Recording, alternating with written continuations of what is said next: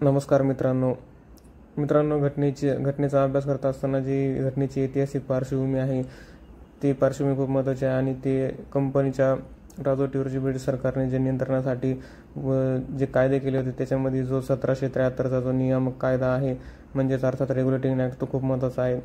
तर मित्रांनो, ब्रिटिशांनी कंपनीच्या भारतातील राजवटीवर नियंत्रण आणि नियमन करण्याकरता हा उचललेला पहिलंच पाऊल होता 1773चा कायदा आणि राजकीय आणि प्रशासकीय कारभाराला मान्यता याच कायद्याने मिळाली होती मित्रांनो। तसेच केंद्रीय प्रशासनाचा पायासुद्धा याच कायद्याने घातला गेलेला होता। याच कायद्याची वैशिष्ट्ये जर बघायला गेली तर बंगालचा गव्हर्नर जनरल बनला होता आणि पहिला वॉरेन हेस्टिंग्ज गव्हर्नर होता मित्रांनो। बॉम्बे आणि मद्रासच्या गव्हर्नरांना बंगालच्या गव्हर्नर जनरलच्या अधीनस्थ आणण्यात आले होते।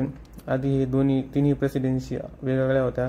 तसेच कलकत्त्याला सर्वोच्च न्यायालयाची स्थापना करण्यात आली होती 1774ला आणि एक सरन्यायाधीश आणि तसेच 3 इतर न्यायाधीशांची मिळून कलकत्त्याला सर्वोच्च न्यायालयाची स्थापना करण्यात आली होती। तसेच कंपनी कर्मचाऱ्यांना खाजगी व्यापार आणि भेटवस्तू घेण्यास नकार देण्यात आला होता कुठल्याही भ्रष्टाचारावर म्हणजेच आणि कंपनीच्या गव्हर्निंग बॉडीला अहवाल देणे बंधनकारक करण्यात आले होते। तसेच जसे दिवाणी अधिकाराविषयी असेल किंवा सरकारी अहवाल आपलं सैनिकांविषयी अहवाल असेल हे देणे बंधनकारक करण्यात आले होते।